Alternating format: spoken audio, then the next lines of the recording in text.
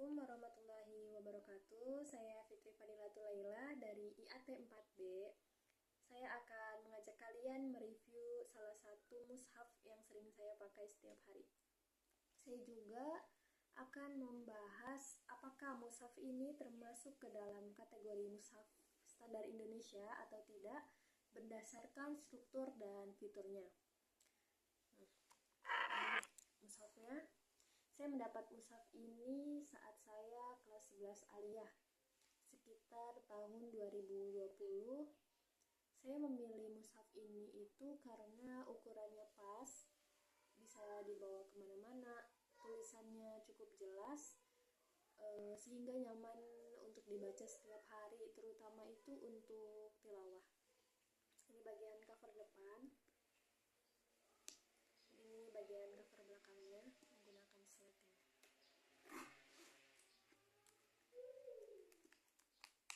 Bisa dilihat.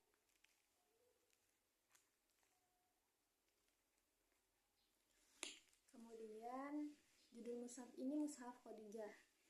Mushaf ini diterbitkan oleh PT Insan Media Pustaka di Jakarta dan telah ditasih atau disahkan oleh Lajna Pentasihan Mushaf Al-Quran Kementerian Agama Republik Indonesia.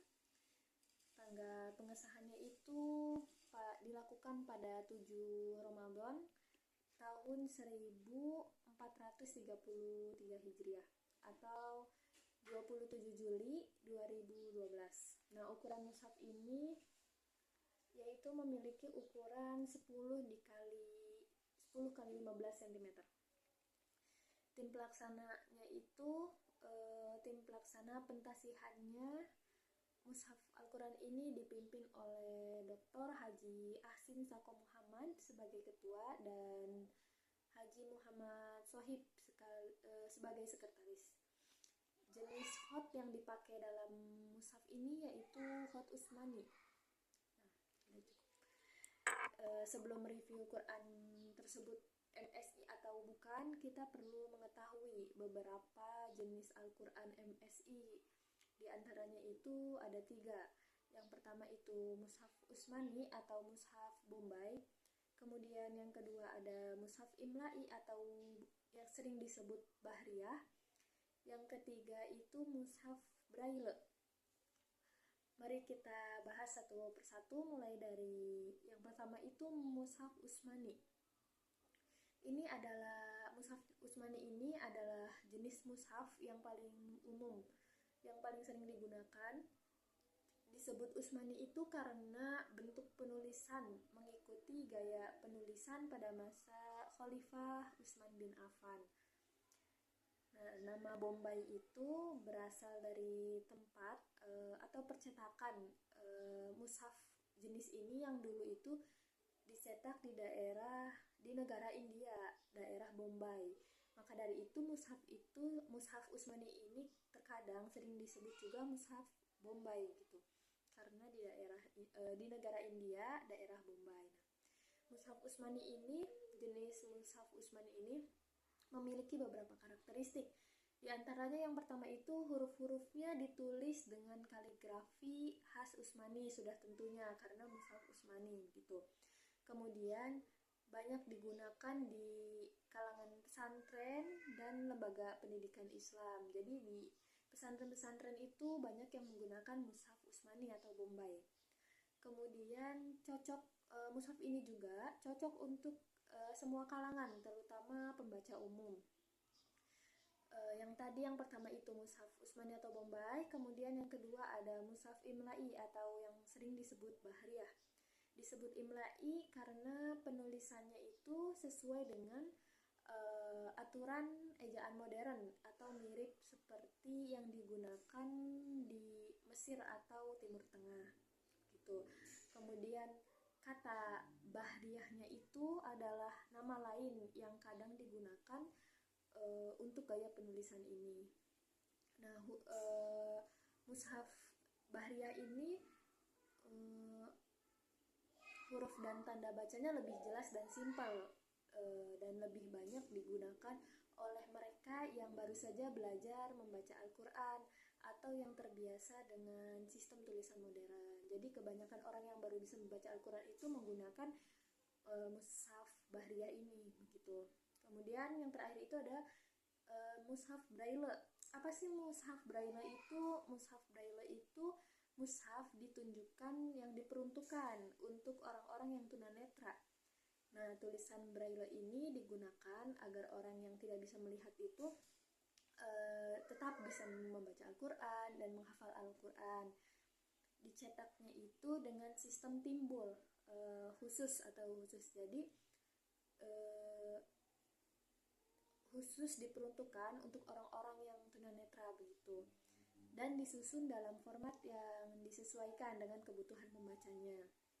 Disediakan oleh lembaga khusus dan diproduksi dalam jumlah terbatas. Nah, kemudian setelah mengenal mushaf MSI, sebelum mengenal apakah Quran yang saya pakai itu termasuk mushaf yang standar Indonesia atau bukan, maka kita harus tahu bagian-bagian dari mushaf tersebut. Mulai dari yang paling kecil. Apa sih bagian yang paling terkecil di dalam mushaf ini? Yang mulai dari yang paling kecil, bagian-bagian mushaf yang paling kecil.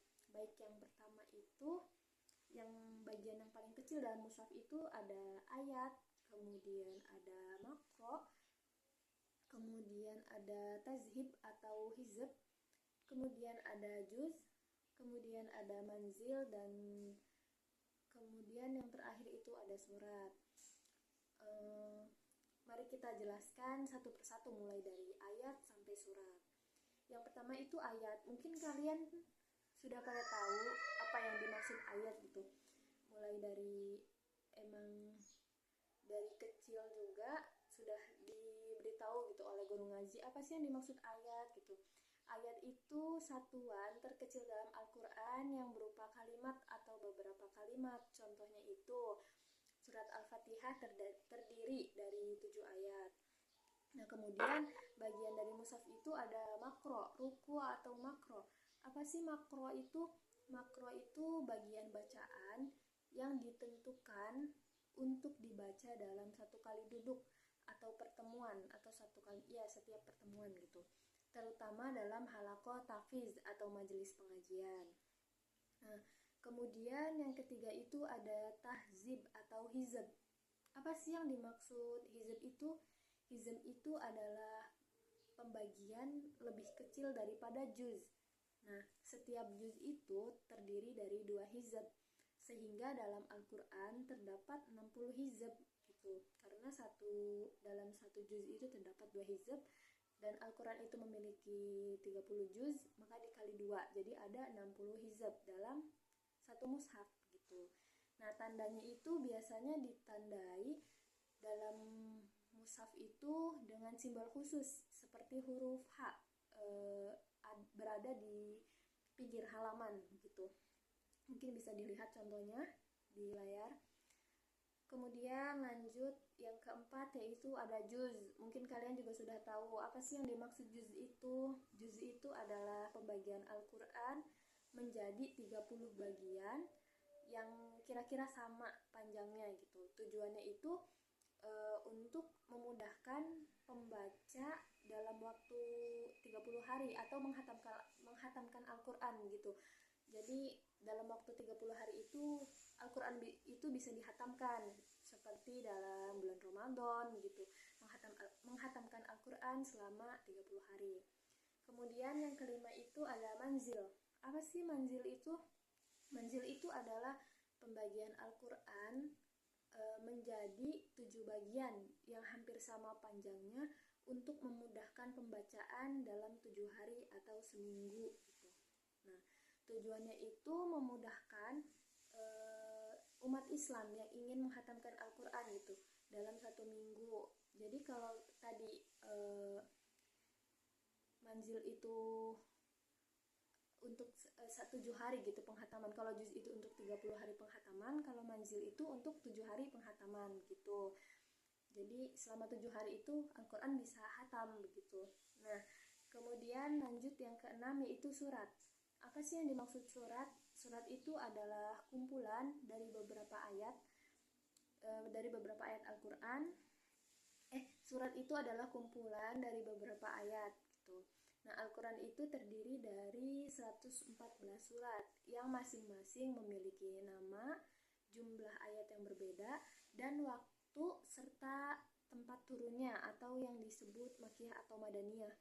Mungkin contohnya dalam mushaf itu surat Al-Baqarah memiliki 286 ayat dan termasuk kepada surat Madaniyah begitu. Nah, setelah mengenal bagian-bagian dari mushaf tersebut, kita perlu memperhatikan dalam beberapa struktur mushaf standar Indonesia. Jadi kita bisa mengatakan bahwa mushaf itu termasuk MSI atau tidak.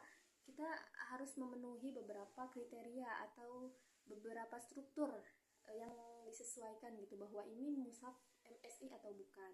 Yang pertama itu kita bisa lihat dari surat. Nah, surat dalam yang MSI itu berjumlah 114 surat. Nah, di sini mushaf ini memiliki 114 surat. Nah, penamaan surat MSI itu mengikuti pandangan mayoritas ulama, jadi disesuaikan dengan mayoritas ulama penamaan suratnya. Kemudian, suratnya itu selalu terkait dengan persoalan atau kategori Makkiyah dan Madaniyah. Jadi, pasti di antara surat yang 114 itu antara Makkiyah atau Madaniyah. Nah, untuk membedakan MSI atau tidak itu ada 3 surat yang kontroversial yang biasa dijadikan sebagai patokan perbedaan antara mushaf ini itu mushaf MSI atau bukan gitu. Nah, ada 3 surat untuk membedakannya itu, yaitu surat Ar-Ra'd, kemudian Al-Falaq dan juga Anas. Bisa dilihat kalau misalkan apabila ingin mengetahui bahwa mushaf kita itu MSI atau tidak, dilihat dari ketiga surat tadi. Misalnya Ar-Ra'd itu surat Makkiyah, kemudian Al-Falaq itu Madaniyah, dan Anas itu Madaniyah. Nah, apabila sudah sesuai dengan yang tadi itu, maka mushaf itu termasuk kategori mushaf MSI begitu. Mungkin bisa dilihat di layar yang selanjutnya. Kemudian kriteria selanjutnya yang termasuk MSI atau tidak itu manzil. Nah, manzil dalam MSI itu dibagi menjadi 7 manzil. Pembagian 7 ini terkenal dengan tradisi yang tadi, menghatamkan Al-Quran selama 1 minggu gitu. Nah, letak awal pembagian ini diistilahkan dengan Fami Bisyaukin. Fami Bisyaukin itu yang artinya mulutku dalam kerinduan membaca Al-Quran gitu. Nah, huruf pertama dalam singkatan tersebut merupakan huruf pertama dari nama surat yang menjadi awal manzil gitu. Contohnya, manzil pertama di dalam mushaf ini itu adalah Al-Fatihah sampai dengan An-Nisa. Nah, rumusnya yaitu fa. Di pinggirnya itu ada fa atau emang menjadi nama surat gitu. Fa. Kenapa fa? Karena manzil pertama itu diawali dengan surat Al-Fatihah sampai surat An-Nisa begitu. Begitupun selanjutnya yaitu surat Al-Maidah sampai dengan At-Taubah. Maka rumusnya itu mim karena diawali dengan surat Al-Maidah begitu. Kemudian kriteria selanjutnya yang dapat membedakan MSI atau tidak itu dilihat dari juz. Nah, juz itu di dalam yang mushaf standar Indonesia itu terbagi menjadi 30 juz. Nah, mushaf yang ini itu terdapat 30 juz. Nah, pembagian ini terkenal dengan tradisi menghatamkan Al-Quran selama 1 bulan karena di dalam Al-Quran 30 juz dan menghatamkan dalam 1 bulan itu 30 hari. Nah, hitungan juz itu dimulai dari kata Alif Lam Mim dalam surat Al-Baqarah. Jadi Al-Fatihah itu tidak termasuk ke dalam juz 1. Jadi awal juz 1 itu termasuk pada ayat Al-Baqarah yang berbunyi Alif Lam Mim gitu.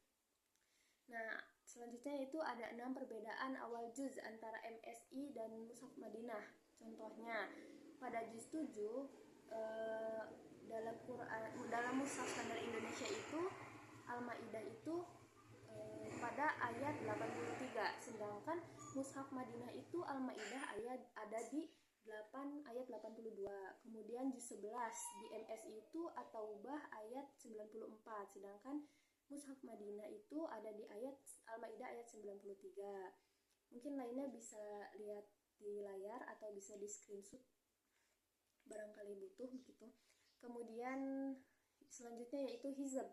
Di dalam MSI hizb itu dibagi dalam 60 hizb. Masing-masing hizbnya itu terbagi menjadi 4 bagian. Ada hizb rubu', kemudian hizb nisfu, hizb salasu arba'i, pokoknya ada 4 bagian. Kemudian simbolisasi dalam MSI itu menggunakan bentuk persegi dengan lingkaran dan titik hitam di dalamnya. Nah, dalam penulisan hizb ada dua model. Yang pertama itu angka, kemudian huruf, kemudian angka lagi. Kemudian yang kedua itu ada huruf dan angka, bisa dilihat di layar. Kemudian ada ruku dan juga ruku atau makro. Nah, di dalam MSI ruku atau makro itu dibagi dalam 557 ruku atau makro. Nah, jumlah ayat di setiap ruku atau makronya itu tidak sama. Dalam MSI, penulisan simbol ruku atau makro dimulai dari akhir surat Al-Baqarah ayat 7. Hal ini berarti mulai dari ayat pertama ruku atau makro gitu. Kemudian Quran surat Al-Fatihah ayat 1-7 itu dihitung satu ruku atau satu makro. Nah, kemudian pembahasan selanjutnya yaitu jumlah ayat. Nah, jumlah ayat itu 6.666. Jumlah ayat itu yang 6.666 itu bukan berdasarkan hitungan faktual dalam qiraat manapun. Jadi penggunaan angka 6.666 itu berfungsi untuk memudahkan dalam mengingat gitu. Jadi kalau ada orang yang nanya Al-Quran berapa sih ayat, ada berapa sih ayatnya gitu. Jadi untuk memudahkan dalam menghafal gitu. 6.666. Nah, ayat di dalam Mushaf Standar Indonesia itu berjumlah 6.236 ayat. Jadi kalau ditanya itu yang Standar Indonesia itu 6.236 ayat. Mungkin cukup sekian yang dapat saya sampaikan. Kurang lebihnya mohon maaf, semoga bermanfaat. Wassalamualaikum warahmatullahi wabarakatuh.